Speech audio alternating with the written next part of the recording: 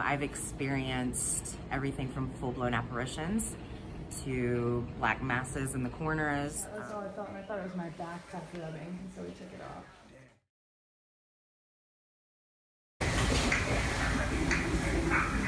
A little colder. Can you do 42?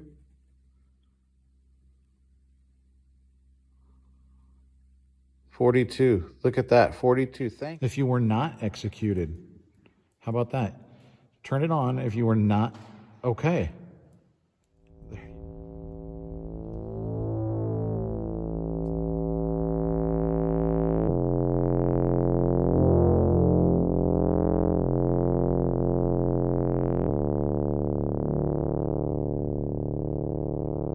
Right behind me is the old Montana State Prison. It started serving as Montana's territorial prison when built in 1871. Now, this facility from the outset was wrought with issues. Little funding, outdated facilities from the start, more importantly, overcrowding. In 1885, in fact, 28 cells had been constructed, 120 inmates incarcerated. The facility garnered national attention in 1959 when an explosive riot resulted in prisoners taking control of the facility for 36 hours. Led by inmates Lee Smart and Jerry Miles, the riot resulted in the death of 3, including the deputy warden. The riot eventually ended with the Montana National Guard storming the facility, but not until after firing a World War II era bazooka into the side of one of these towers, Tower 1, simultaneously firing a Thompson submachine gun into a window like this one, that where Miles and Smart were known to be. 3 bazooka blasts ultimately hitting the facility, the guard taking control when Miles and Smart knew that they were done, apparently killed in a murder-suicide on the top of the tower. The facility served as Montana's primary penal institution until 1979. That's when it was ultimately shut down, the prisoners moving just a few miles down the road. But while the inmates may have left the facility, it seems not everything did. Horrific crimes led to incarceration in the old Montana State Prison. Men were executed here. In fact, eventually the state built a transportable gallows. That gallows still resides inside these walls. They're walls that we are going to be inside tonight. The old Montana State Prison has been called one of the most haunted locations in the Northwest. People hear things. People feel things. They're scratched. Things move. Tonight, about 8 o'clock, I'm going through these doors. They're going to shut them behind me.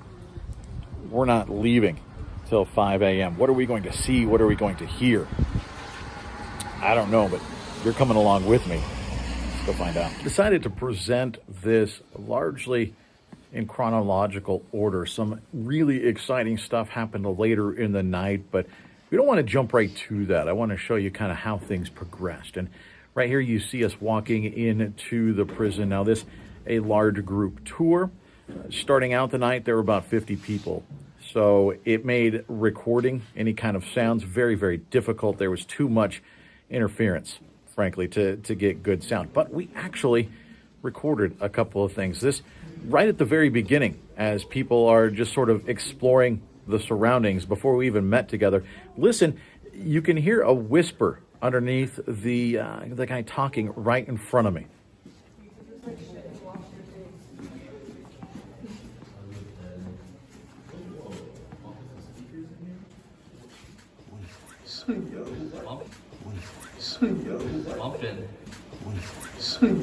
Bumping.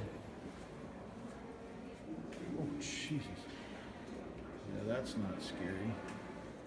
There are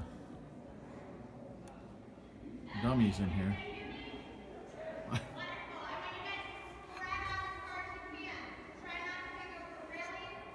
Side of it, it's very haunted, extremely haunted. I've experienced everything from full-blown apparitions to black masses in the corners, to demonic entities. Hellhounds have come through, and of course all of the inmates that are still remaining here will come out and rear their head. I bet the wardens are still here from all the riots and the attacks that happened. They come through as well. So, can you knock for us? Can you make a loud noise? Let my friends know you're here. Was that one you? Living, breathing person, anybody? That was right behind me. Was it? Yeah. Where are you? I'm right here.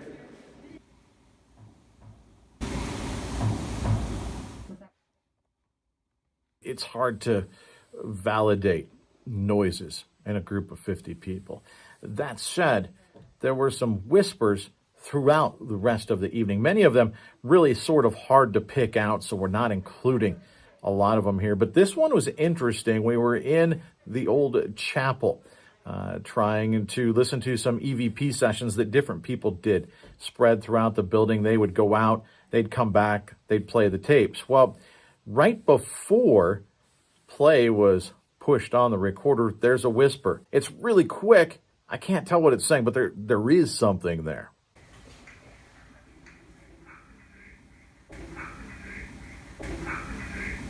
So while one group is waiting here in the chapel, two girls come back after having their EVP session cut short. I'll play the video for you here. It's interesting. We've had some whispers. This is the first sort of real paranormal activity we've seen. It's not the last. Look at this. We asked, what is your name? What did you do to get in prison? We stood right in front of that door, the cell door, and we asked who was behind it. So we heard people behind it. And then I asked, did you just touch my back? And then it started burning so bad, so I put my back down and stopped it. Mackenzie unfortunately got scratched on the back. And you can see it. Oh, go ahead. Yeah, that's all I felt, and I thought it was my back kept rubbing, and so we took it off.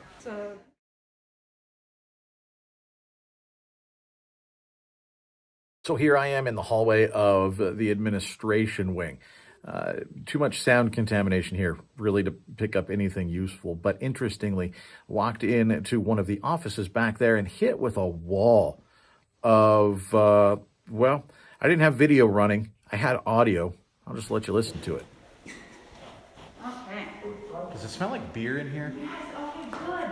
When we started it smells like a Bud Light here. It did not smell at all. I was going to ask, so you're using your senses, what do you get in here? And as soon as you walk in, you can smell. Tower 1, I believe. That's where Miles and Smart hold up during the riot.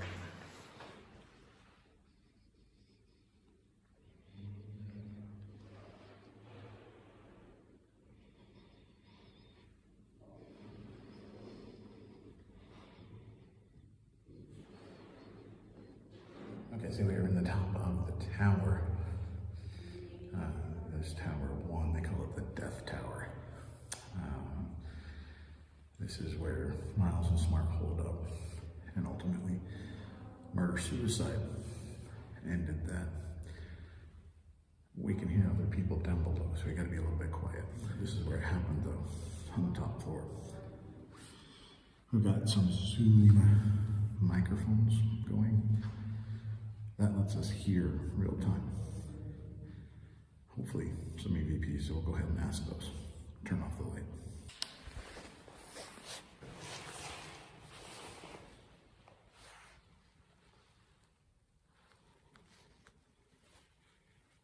Is there anybody up here?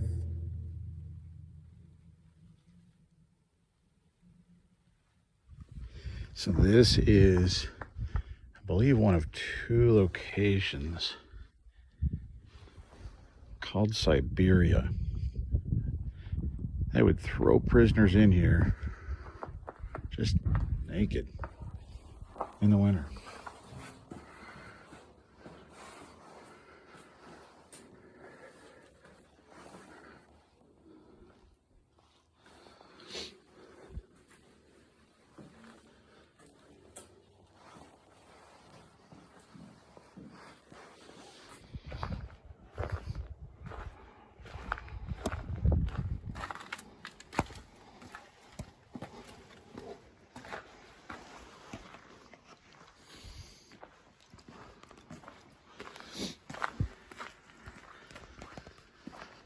right, we're gonna head back into maximum security.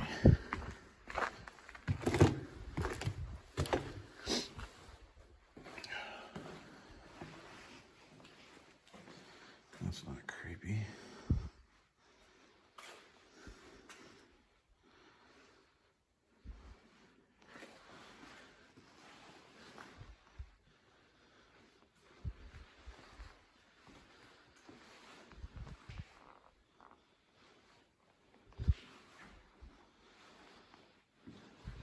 So now, in maximum security, I sat in solitary for a while earlier. Nothing happened, but we had a lot of people over here. Right now, I think I might be the only one in this maximum security wing. I gotta admit, it's a little bit creepy, just being the only one here. We'll see what happens.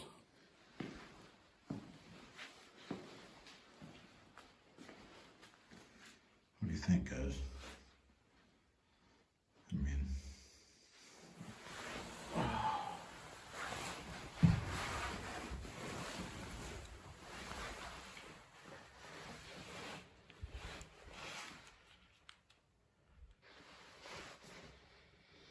so this is maximum security in this one. This is what you were looking at.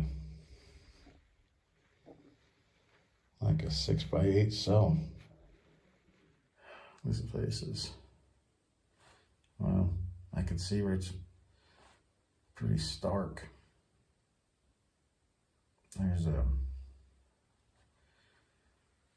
There's sort of a sense of empty. You know, I mean, it's a prison, right? I mean, it's not built for comfort, but this was built on a shoestring budget. And so there are no amenities in here. The winters here must have been brutal. Below zero. No real heating to speak of. Some places in general population had like wood burning stoves, but reports of the wood smoke mixed with the buckets of waste and an overcrowded jail full of unwashed inmates. Can you imagine? Just the stench. Must have been something.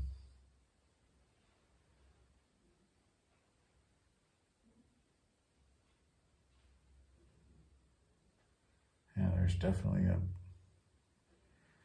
a feeling over this place. I haven't had any experiences myself yet tonight, but you can't help but feel a little bit of the despair that most people in here must have felt.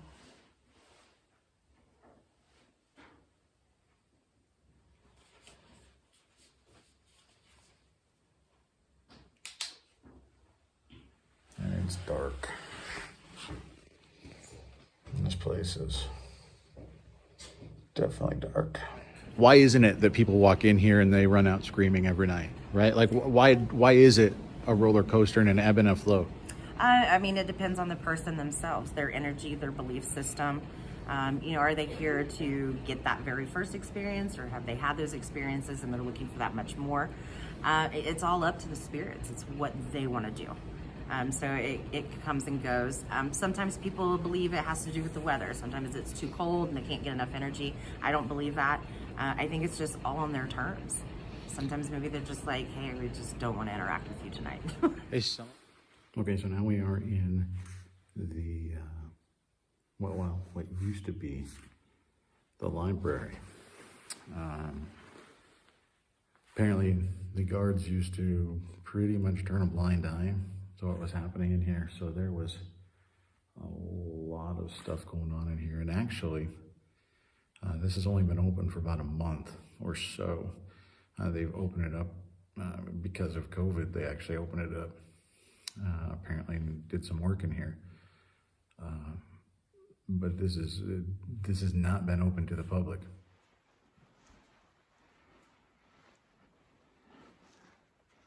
There's a feeling in this space. It's weirdly, it's colder in here. Like I'm getting the shivers right now. I actually have shivers running down my arms. And shouldn't frankly be possible with the coat that I'm wearing. I'm walking around outside just fine. It's not cold. Not in this jacket. You know, I'm not feeling the cold. And this is inside. I spent time in the cell tower. A little bit exposed to the elements. Spent some time in maximum security, which was likewise a little bit exposed. This is inside.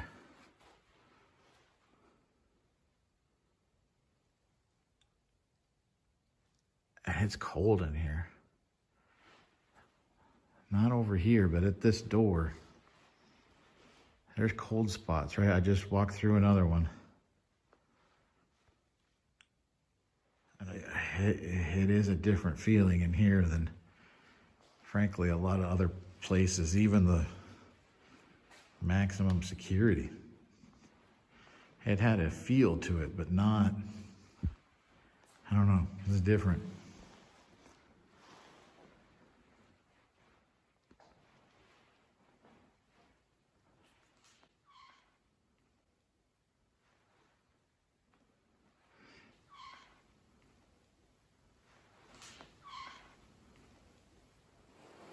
It's sad, all these posters.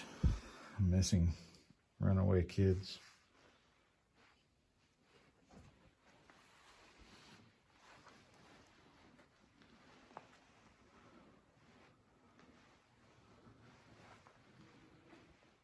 So at this point, I realized I could get a digital thermometer and we could try and validate that feeling.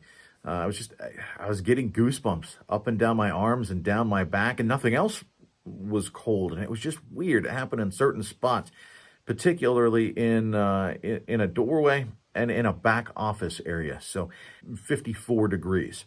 It's about what it was inside the building. And then I go over to where I was feeling it the most. I'm going to show you some time lapse of this because the whole thing went for about 15 minutes. Can you make it colder? Can you make it go to 46?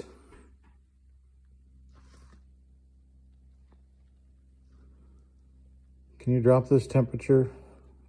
You're doing it a little bit more. 46.0. Look at, thank you. How about 42? Can you make it go that low? 42, can you do that? I was asking, can you lower the temperature? And it lowered temperature. I was giving out specific numbers and it would hit it. By the time I left, we had got down to 28 degrees. That should not be possible to go from 54 to 28 degrees in under 15 minutes inside a room. 42, look at that, 42, thank you. And you're holding it there, that's amazing. That's amazing.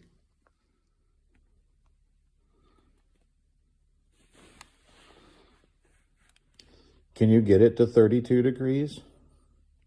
That's freezing, right? It's 32 degrees. Would you be able to drop it that far? Can you get it to 32.0? 32.0. Now try and keep it there for a minute. So at this point, I mean, it dropped well below freezing. It was wild. I was getting ready to leave. And you'll hear here, I say something about, did you just touch me? I think I just... Why that didn't make a bigger impact, I don't know, other than I was getting to the point of being pretty tired. I mean, this was pushing 4 o'clock in the morning, and I was so focused on the temperature that I don't know, almost like somebody walked behind and just grabbed a little bit of hair. I don't have a little bit of hair to tug. I mean, you got to get right in there on my scalp even to get it, because I cut it pretty short just the other day. And I was wearing a hat. How somebody would pull it was right back here on the back of my head. I don't know, but I felt something. You just touched me. I felt something.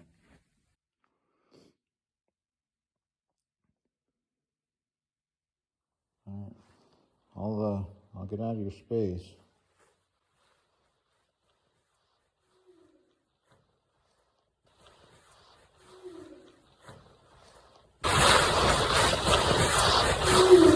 We're in the theater now. Sound-wise, we're going to get a lot of problems with the pigeons in here.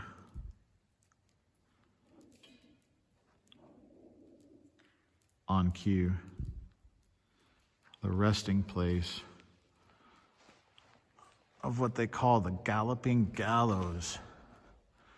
Named that really because here at the prison was where they executed Montana's death row inmates. They then built this to travel the state.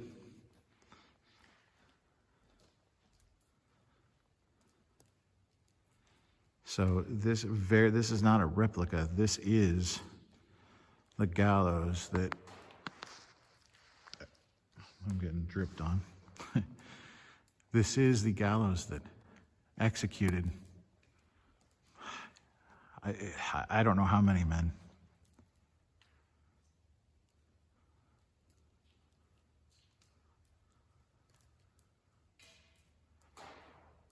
But this theater was the pride and joy of the warden. One of the wardens had this built to make it better for the inmates here. He did try to do that. And at some point, there was a fire. And this theater was a loss. Ultimately, they determined that it was arson. There was some type of incendiary device used. But they never did find out the name of the culprit.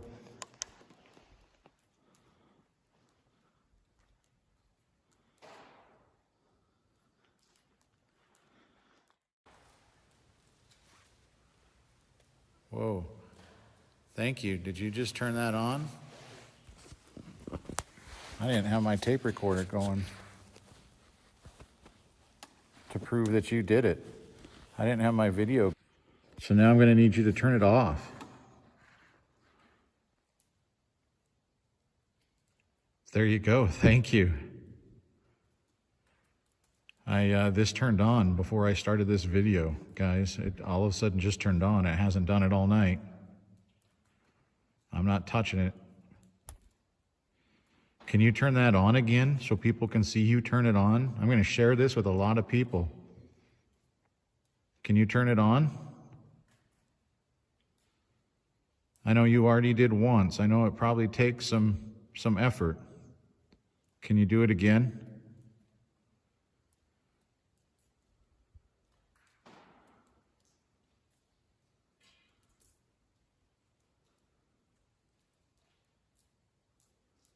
We'll keep an eye on it. I'll keep watching it. You keep working on that. You turn that on again, just like what you just did. I'd love to see it one more time, please. I wasn't looking at it when it happened. There you go. Thank you. So this went on for like 12 or 13 minutes. It went on for some time. And we looked at the Maglite after, tried to figure out, was there a short? There's nothing wrong with this flashlight. It didn't do it all night. Before that, it didn't do it the rest of the night after. It was simply turning off and on very often after we asked it to, after we asked a question. Like I said, this went on a while. Let me show you some of the highlights. Did you die on this gallows? Turn on the light if you were executed.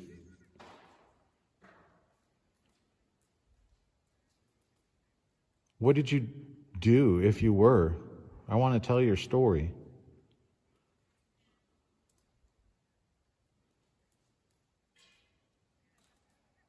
If you were not executed, how about that?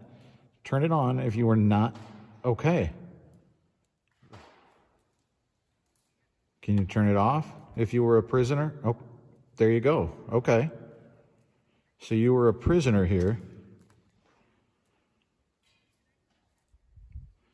Turn it on if you died in prison. Make that light go on again for me.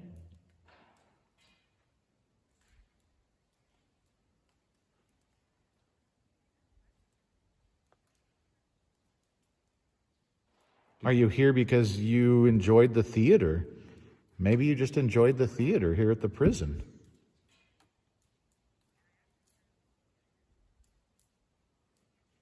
Okay, there we go. Thank you. So you enjoyed the theater. I know the warden tried to do something nice here. At least some of the wardens. They tried to make it better, right? This burned down, though. Yeah, is it going? Are you turning it off? Turn it off. Okay. Okay. This burned.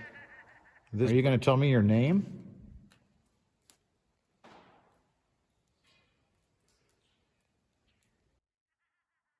Did you appreciate the warden that was here at that time?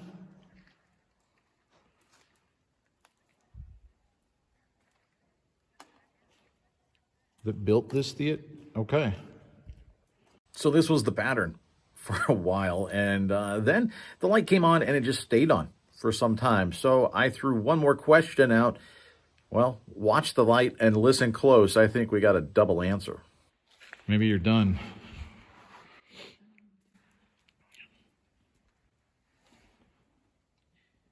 Done. Maybe you're done.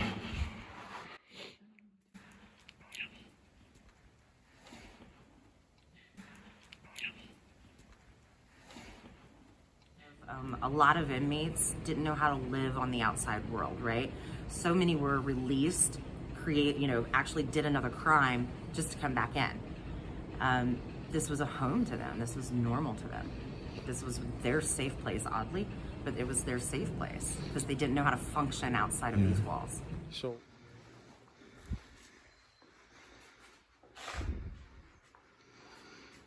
well, there you go. That's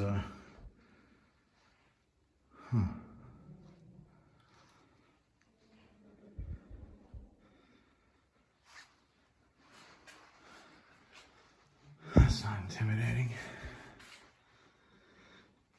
This cell belonged to a man, I believe, who he murdered someone. When they found him, he had the victim's fingers in a leather pouch around his neck. That's the kind of guy we're talking about here. And it's sad that he was a devil worshiper here in the prison.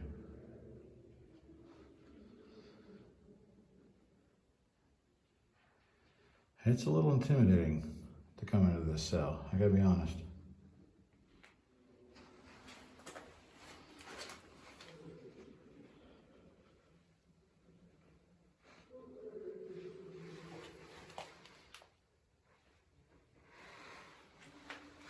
Wow, all right.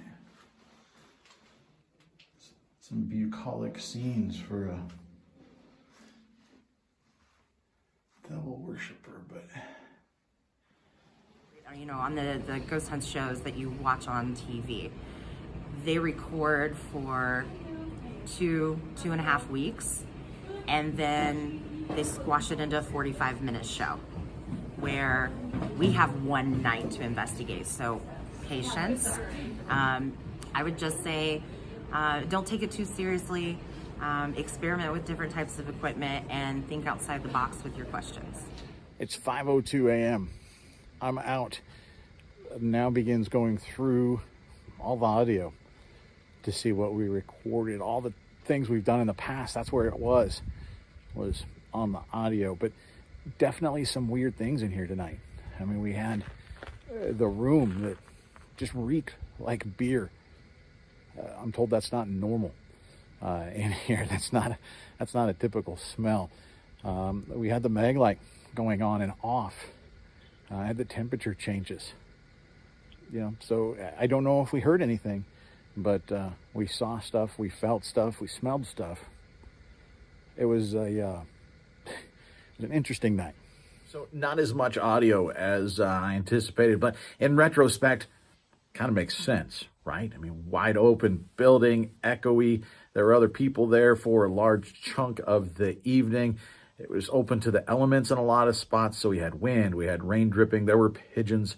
I am pretty sure I heard a growl at one point climbing up above the 4th tier. I didn't get a chance to walk around up there, but they tell me that next time I can. And I think there will be a next time. We've got to go back. We've got to try and get some more answers. So maybe we'll do this again next Halloween, or just maybe we'll go hunting in another of Montana's haunted locations. Thanks for riding along with me, guys. I sure appreciate it. And like the man said, I think we're done.